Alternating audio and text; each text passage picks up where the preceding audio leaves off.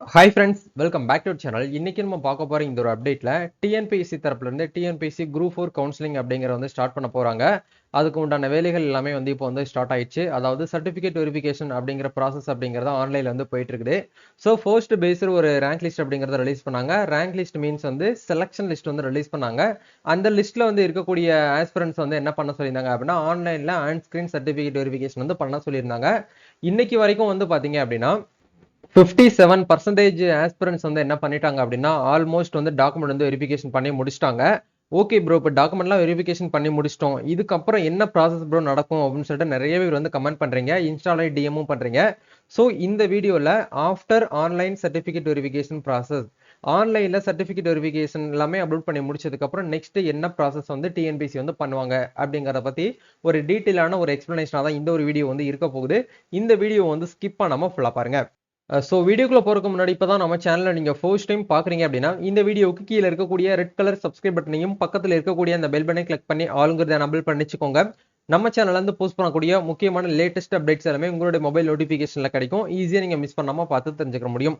சரி வாங்க, இப்போ நம்ம டைரக்டா வீடியோக்குள்ள போகலாம். ஓகே, இன்னைக்கு நம்ம பார்க்க போற இந்த ஒரு அப்டேட்ல டிஎன்பிஎஸ்சி தரப்புல இருந்து டிஎன்பிஎஸ்சி குரூப் 4 கவுன்சிலிங் அப்படிங்கறத வந்து ஸ்டார்ட் பண்ண போறாங்க. நிறைய பேருக்கு வந்து ஒரு கனவான ஒரு வேலை அப்படிங்கிறது இந்த குரூப் 4 தான், சரிங்களா? ஏன்னா பல போராட்டங்களுக்கு பிறகு பல மாதம் பல காலங்களுக்கு பிறகு வந்து இந்த வருஷம் வந்து நிறைய பேர் வந்து ஜெயிச்சிருக்கீங்க. ஒரு ஹாப்பியான ஒரு மூமெண்ட்டை வந்து என்னாலையும் வந்து உணர முடியுது. ஏன்னா அந்த அளவுக்கு இந்த வருஷம் நிறைய ஆஸ்பிரன்ட்ஸ் வந்து நம்ம சப்ஸ்கிரைபர் நிறைய பேர் வந்து என்ன பண்ணிருக்காங்க அப்படின்னா வின் பண்ணிருக்காங்க, சரிங்களா? ஓகே, இப்போ வந்து சர்டிபிகேட் வெரிஃபிகேஷன் வந்து ஆன்லைன்ல பண்ணி முடிச்சதுக்கு அப்புறம் நெக்ஸ்ட் என்ன ப்ராசஸ் வந்து நடக்கும் அப்படின்னா ஆல்மோஸ்ட் வந்து நம்மளுக்கு லாஸ்ட் டேட் வந்து எப்படி கொடுத்துருக்காங்க அப்படின்னா நவம்பர் 7th வரைக்கும் நம்மளுக்கு வந்து டைம் இருக்கு. அதாவது அக்டோபர் 29th இருந்து நவம்பர் 7 வரைக்கும் நம்மளுக்கு வந்து டைம் கொடுத்துருக்காங்க. இந்த இந்த இடைப்பட்ட கேப்ல ஆஸ்பிரன்ஸ் வந்து அவங்களோட ஒரிஜினல் சர்டிபிகேட்ஸ் வந்து அவங்களுடைய ஒன் டைம் ரெஜிஸ்ட்ரேஷன்ல போயிட்டு அப்லோட் பண்ணணும்னு சொல்லியிருந்தாங்க. ஆல்மோஸ்ட் 57 வந்து முடிச்சாச்சு, இன்னும் வந்து கொஞ்சம் கம்மி தான் இருக்கு. இதை வந்து முடிச்சிருவாங்க இன்னமும் வந்து 4 நாள்ல, சரிங்களா? இதை முடிச்சதுக்கு அப்புறம் வந்து ஒட்டு மொத்தமா வந்து யாரெல்லாம் அப்லோட் பண்ணிருக்காங்க பண்ணல அப்படிங்கிற பார்த்துட்டு கிளியரா அப்லோட் பண்ணவங்களை வந்து என்ன பண்ணுவாங்க அப்படின்னா விட்டுருவாங்க. அவங்க அடுத்த கட்டத்துக்கு வந்து ப்ராசஸ் ஆயிரும். நீங்க அப்லோட் பண்ணதுல ஏதாச்சும் வந்து சிக்கல் இருக்கு, அப்லோட் பண்றதுல ஏதாச்சும் வந்து தப்பு நடந்திருக்கு, இல்ல வந்து மாத்தி அப்லோட் பண்ணிட்டீங்க, அப்லோட் வியூ பண்ணி பார்க்கும்போது பிளர்ரா இருக்கு அப்படின்னு சொல்லிட்டு ஏதாச்சும் ஒரு காரணத்தினால உங்களை என்ன பண்ணுவாங்க அப்படின்னா ரிஜெக்ட் பண்ண மாட்டாங்க, பயப்பட வேண்டாம். உங்களுக்கு மறுபடியும் வந்து ஒரு வாய்ப்பு வந்து கொடுப்பாங்க. இந்த மாதிரி மறுபடியும் வந்து ஒரு சிவி லிஸ்ட்னு சொல்லிட்டு ஒன்று வந்து வரும். இது வந்து சென்ற ஆண்டு வெளியில வந்தது. அதை ஒரு எக்ஸாம்பிளுக்காக உங்களுக்கு வந்து காட்டுறேன். இந்த மாதிரி வந்து ஒரு லிஸ்ட் போட்டு உங்களுக்கு வந்து கொடுத்துருவாங்க. மறுபடியும் வந்து ஒரு டைம் வந்து கொடுப்பாங்க. இந்த டைமிங்குள்ள ஒரு 10 டேஸ் கொடுப்பாங்க. அப்படி இல்லைன்னா வந்து பார்த்தீங்கன்னா ஒரு 15 டேஸ் நம்மளுக்கு வந்து கொடுப்பாங்க, சரிங்களா? இந்த டேட்டை யூஸ் பண்ணி நீங்க என்ன பண்ணணும் அப்படின்னா மறுபடியும் டாக்குமெண்ட் வந்து ரீ அப்லோட் அப்படிங்கிறது வந்து பண்ண சொல்லுவாங்க. இப்போ இந்த இடத்துல என்ன சொல்லியிருக்காங்க அப்படின்னா the list of registration number of the candidates who have been admitted provisionally to the on-screen certificate verification for the post சொல்லிட்டு junior assistant including VO, bill collector, executive, typist 1, typist 2, steno typist 1, 2, 3 இந்த மாதிரி ரேஞ்சுன்னு சொல்லிட்டு நமக்கு வந்து கொடுத்துருவாங்க. இந்த போஸ்டிங்லாம் இவங்க வந்து எலிஜிபிள். இவங்க வந்து என்ன பண்ணலாம் அப்படின்னா ரீ அப்லோட், அதாவது ஏற்கனவே பண்ண டாக்குமெண்ட் வந்து கொஞ்சம் கிளியர் இல்லாதனால மறுபடியும் நீங்க ரீ அப்லோட் வந்து பண்ணுங்க அப்படின்னு சொல்லிட்டு நம்மளுக்கு மறுபடியும் வந்து ஒரு பட்டியல் வந்து கொடுப்பாங்க. இதுல உங்களோட ரெஜிஸ்ட்ரேஷன் நம்பர் வந்து வந்திருக்கா அப்படிங்கறத நீங்க என்ன பண்ணணும், யாரெல்லாம் ஃபர்ஸ்ட் பேஸ்டு ஆன்சரிங் சர்டிஃபிகேட் வெரிஃபிகேஷன்ல நீங்க வந்து அப்லோட் பண்ணீங்களோ நீங்க மறுபடியும் இந்த பட்டியல் ரிலீஸ் பண்ணும்போது இந்த பிடிஎஃப்ல உங்களோட நம்பர் வந்திருக்கா அப்படிங்கிற ஒன்ஸ் நீங்க வந்து என்ன பண்ணுங்க அப்படின்னா சர்ச் பண்ணி வச்சுக்கோங்க. சப்போஸ் வந்து உங்களை அறியாம ஏதாச்சும் வந்து நடந்திருக்கு அப்படின்னா நீங்க மறுபடியும் ஒரு வாய்ப்பு வந்து கொடுப்பாங்க. இதுலயே நீங்க வந்து மிஸ் பண்ணிட்டீங்க அப்படின்னா உங்களுக்கு அடுத்த கட்டமா நேரடியா சென்னைக்கு போகக்கூடிய ஒரு வாய்ப்பு அப்படிங்கிற உங்களுக்கு வந்து கொடுக்க மாட்டாங்க, சரிங்களா? தெளிவா அதை வந்து மென்ஷன் பண்ணிட்டாங்க. இந்த ஒரு விஷயத்த நீங்க வந்து பண்ணல அப்படின்னா நெக்ஸ்ட் ஸ்டேஜுக்கு வந்து உங்களை வந்து என்ன பண்ண மாட்டோம் அப்படின்னா ஷுவரா வந்து அஷ்யூரா உங்களுக்கு அடுத்த ஒரு ஸ்டேஜுக்கு வந்து கூட்டிட்டு போக மாட்டோம் அப்படிங்கறத கொடுத்துருக்காங்க. வித்தவுட் ஃபெயில்ல நீங்க வந்து ஆன் பிசிக்கல் சர்டிபிகேட் வெரிஃபிகேஷன் வந்து பண்ணணும் அப்படிங்கறத வந்து சொல்லிட்டாங்க, சரிங்களா? ஓகே, இப்போ இந்த மாதிரி வந்து நம்மளுக்கு ரீ அப்லோட் டாக்குமெண்ட்ஸ் அப்படிங்கிற லிஸ்ட் வந்து ரிலீஸ் பண்ணதுக்கு அப்புறம் நம்மளுக்கு என்ன பண்ணுவாங்க அப்படின்னா மெமோரண்டம் அப்படின்னு சொல்லிட்டு ஒரு பிடிஎஃப் நம்மளுக்கு வந்து வரும். அந்த மெமோ வந்து எப்படி இருக்கும் அப்படிங்கிற உங்களுக்கு வந்து காட்டுறேன். இது வந்து சென்ற ஆண்டு நம்ம சப்ஸ்கிரைபர் ஒருத்தவங்களுக்கு வந்து கொடுத்த ஒரு மெமோ அப்படிங்கிற சொல்ல முடியும். இந்த மெமோல வந்து கியூஆர் கோடு இருக்கா அப்படிங்கிற பாத்துக்கோங்க. இந்த கியூஆர் கோடு இல்லாம டிஎன்பிசி ஹாலுக்குள்ள போக முடியாது. டிஎன்பிசி ஹால்னு சொல்ல முடியாது, என்ட்ரன்ஸ்குள்ளேயே, அதாவது உள்ள ஸ்டெப்புக்குள்ளேயே நீங்க வந்து போக முடியாது. அந்த கேட்லயே உங்களுக்கு வந்து லாக் பண்ணிடுவாங்க. யாரெல்லாம் வந்து பாத்தீங்கன்னா கவுன்சிலிங் வந்திருக்காங்களோ அவங்க கிட்ட மெமோ காப்பி இருக்கும். இப்போ எப்படி நம்ம டிஎன்பிஎஸ்சி குரூப் 4 எக்ஸாமுக்கு உள்ள போறதுக்கு ஹால் டிக்கெட் அப்படிங்கிறது மெயினோ முக்கியமாக இருக்கோ அதே மாதிரி வந்து நம்ம எக்ஸாம் கவுன்சிலிங் ஹாலுக்குள்ள போறதுக்கு இந்த ஒரு மெமோரண்டம், இந்த ஒரு குறிப்பாணை அப்படிங்கிறது கண்டிப்பா நம்மளுக்கு வந்து வேணும். சரிங்களா? இதுல வந்து QR கோடு இருக்கும். இதுல வந்து உங்களுக்கு குடுத்துருவாங்க. எந்த பொருள் என்னன்னு சொல்லிட்டு குடுத்துருவாங்க. நியமனம், அதாவது நேரடி நியமனம். குரூப் 4 பொறுத்தவரைக்கும் ரிட்டன் எக்ஸாம் மட்டும் தான். இன்டர்வியூ வந்து கிடையாது. டைரக்ட்டா சர்டிபிகேட் வெரிஃபிகேஷன், அதுக்கப்புறம் ஜாப் வந்து நமக்கு வந்து கன்ஃபார்ம். சரிங்களா? இதுலயே வந்து உங்களுக்கு எல்லாமே கிளியரா குடுத்துருவாங்க. இந்த இடத்துல வரிசை எண், அதாவது உங்களோட ரேங்க் என்ன அப்படிங்கிற உங்களுக்கு இந்த இடத்துல தரவரிசை எண் இருக்கும். உங்களோட வரிசை எண் இருக்கும். உங்களோட ரெஜிஸ்ட்ரேஷன் நம்பர் இருக்கும். உங்களுடைய பேர் இந்த இடத்துல இருக்கும். சான்றிதழ் சரிபார்ப்பு கலந்தாய்வுன்னு சொல்லிட்டு எந்த டேட்ல உங்களை வர சொல்லியிருக்காங்களோ அந்த டேட் வந்து கொடுத்துருப்பாங்க. வித் டைமிங்கோட உங்களுக்கு வந்து கொடுத்துருப்பாங்க. அந்த பெஞ்ச் நம்பர் என்ன அப்படிங்கறதையும் உங்களுக்கு வந்து இருக்கும். நீங்க யாருக்கிட்டையும் கேட்க தேவையில்லை. இந்த காப்பி மட்டும் உங்ககிட்ட கொடுத்தாலே போதும். அவங்களே வந்து அந்த இடத்துல ஸ்கேன் பண்ணுவாங்க. அவங்க கிட்ட ஒரு டிவைஸ் இருக்கும். அந்த டிவைஸ்ல ஸ்கேன் பண்ணாங்கன்னா ஓகே, அப்செட் ஆச்சு அப்படின்னா தான் உங்களுக்கு உள்ளேயே வந்து அலோவ் பண்ணுவாங்க.